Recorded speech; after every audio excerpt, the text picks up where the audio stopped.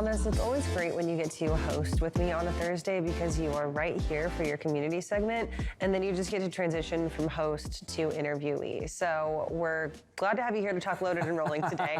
And I mentioned predatory towing in headlines today. John Kingston just put up this really interesting article. That's what we're going to talk about today. I didn't even know that this was a thing where towing companies can charge drivers just exorbitant amounts after an accident.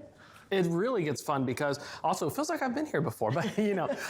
So here I am hanging out in my inbox, and I didn't even know we wrote a piece on it. I'd sent it out. ATRI releases their data. It says like 50, 60 pages, but so I'm skimming it, and that's what blows my mind. I know that when accidents occur, you have to pay for a truck to tow. Right. You know, it can be between $600, $1,200, $1,800, $2,400. But what was fascinating was that this report goes into the weeds, and that the fees, it gets so crazy. Here's one example.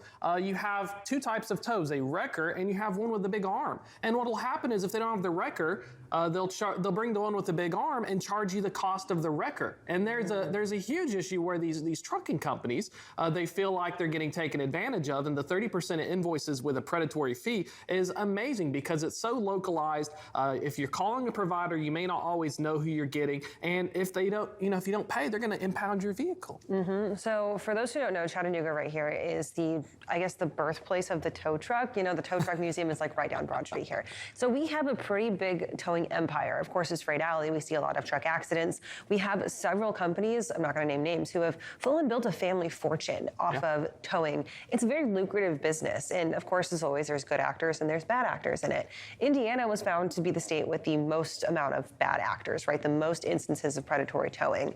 Any regional correlations, or just the fact that that's just how the data, that's how the cookie crumbled? That's probably where you work in Chicago, so you're out of like Gary or something, you're right there on the side, you put your business there, then you go into Chicago so you avoid the taxes. I'm betting that's gotta be something silly like that. But that's one of the big things. It's one thing to tow a car. Right. There's a lot of car tow trucks, but when you have 80,000 pounds, you got to pull a tractor or a trailer, you need special equipment. Right. And there's some really good figures, so check it out on the ATRI site. You'll probably have to give your information and download it. But the location in counties where the most towing companies are is a mismatch between the most recorded instances of, here we go, establishments by county is our first one. And you can see it's centered in the Southwest, the LA area there. Yeah, these are county-wide heat maps. We should have a figure number 2, which is another map of it, and it shows where the accidents occur. I think, here we go. Look at this. Yeah. Notice we got parts of I-80, we've got parts where the Rocky Mountain's cutting through, but this is another problem because when you go down, the person who is going to come and get you,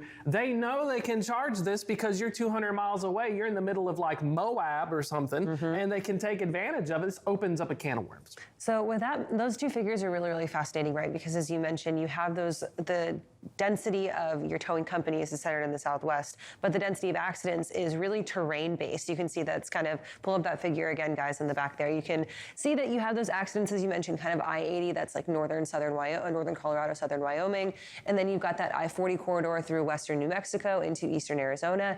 That's really also very weather dependent in those areas, so you see a lot of those truck crashes that are oftentimes inaccessible. Those portions of I-40 moving through western New Mexico into eastern Arizona, they turn into the mountains. It's a very difficult tow to get to, right?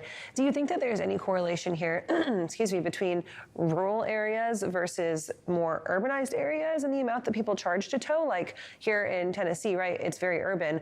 Where we crash on the ridge cut here, the towing center is at the bottom of the ridge cut. So it's like you're less than half a mile from where you need to go pick up your tows mostly. Oh yeah, cost and location are two big factors because if you're in the middle of a rural location, there may be one tow company within a 200-mile radius. Now in your urban location, maybe 3 to 5. Like that's a situation where for providers, they can really take advantage of that. And I think we have one more chart. I think it talks about cost. If we don't, I'll have to post it up. Here we go, throw the cost up. You can see the mismatch, and this is a bar chart that talks about the average cost of towing here. I'm gonna go run over here real quick and look at it.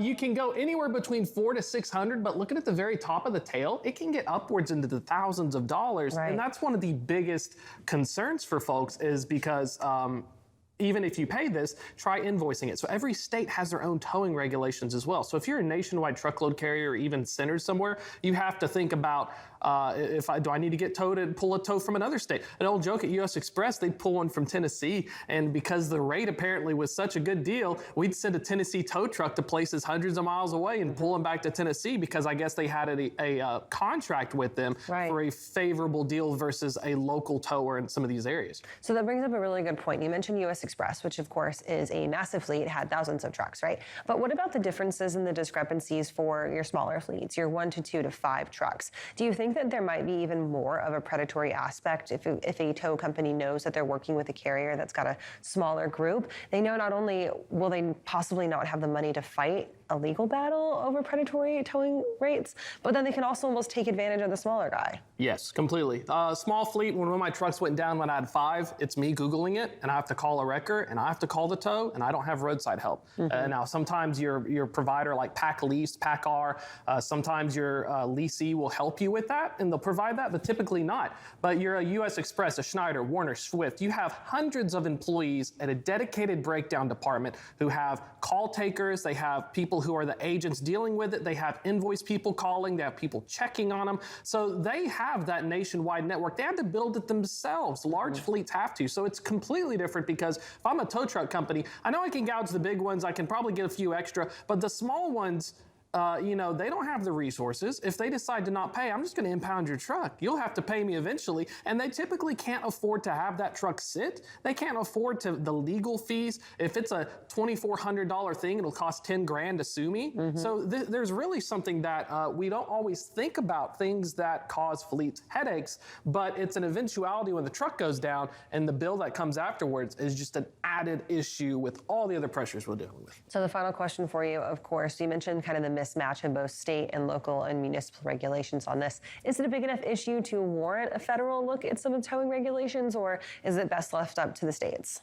Good question here on that. That depends on if you got a good lobbying firm. Right now, there's not enough lobbyists to actually effectively do it, but I can imagine, unless there's a tow truck lobby hiding around somewhere, the biggest thing I would start with is before we do legislation, let's work on integration for the accounting procedures. It turns out that even invoicing and billing is a huge issue that they're dealing with. So, if there's anything that the government would touch, and if that I'd recommend for legislation, would be a unified, kind of like a bill of lading. We have a unified, straightforward bill of lading that's a legal document.